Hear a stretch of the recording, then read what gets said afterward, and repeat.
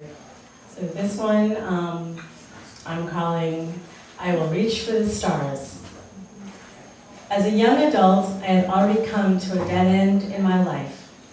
After my first choice of career seemed out of reach since I couldn't afford any of the schools, I had begun university in a field recommended to me by my family and a school counselor.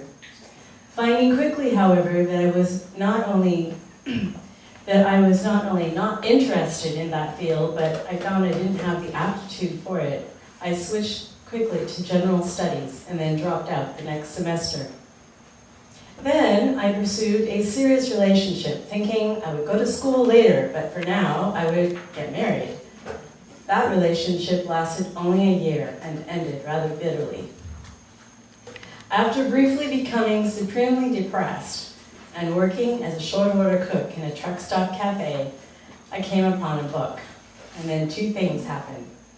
First, a very kind young man entered my life, and I considered a new relationship, then decided not to.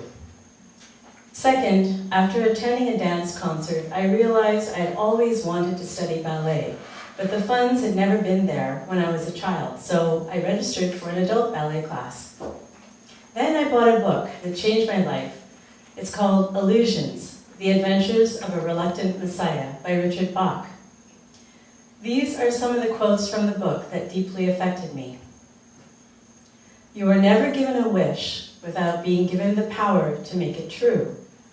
You may have to work at it, however. Argue for your limitations, and sure enough, they're yours. If you will practice being fictional for a while, you will understand that fictional characters are sometimes more real than people with bodies and heartbeats. I began to feel a freedom that one feels when there's nothing left to lose.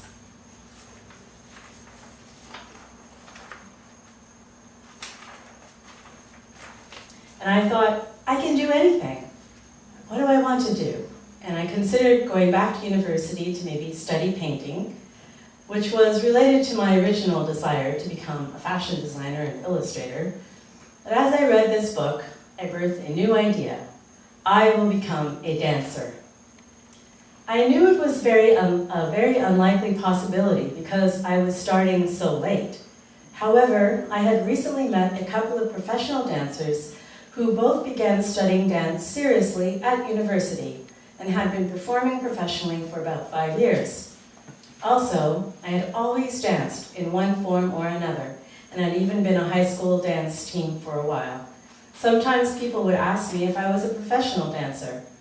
So I soon found that I had a natural aptitude and was the perfect body type for it. Once I made this decision, a passion so strong overcame me that all I could do was read about dance. As I took ballet classes, I read a history of dance, a textbook on dance, dance technique books, and biographies of famous dancers, and a book on careers in dance. And then I got a call from an old friend who said he was starting a theater company and that dance would be a great part of it. And he was calling from Virginia, I was living in Idaho, so it was clear across the country. I proceeded to write to all the dance schools in that area and received a couple of replies. One of them was from a dance teacher who had recently immigrated to the US and had directed several dance companies. I chose this school. After a year, I went to a month-long dance workshop, and one of the teachers was a well-known instructor across the country at the time.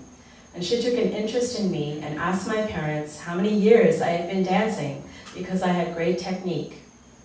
They told her I had been studying for only 9 months, and she couldn't believe it, and she asked how old I was.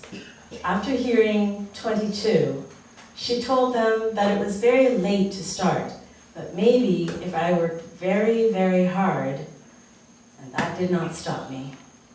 Within a year, I had an opportunity to go to Canada and ended up dancing in a touring company there for 4 years. We toured all of Canada once and toured regularly in Ontario and Quebec.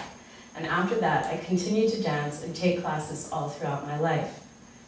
Dance transformed me from being extremely shy and pessimistically believing that I was powerless and would never do what I wanted to do in life. It gave me hope and a belief that I could do anything if I put my mind to it, and released me from the prison of shyness forever. It gave me a happiness and exhilaration that I've rarely felt doing anything else. And I continue taking classes when I can, even though my body and knees are not so strong.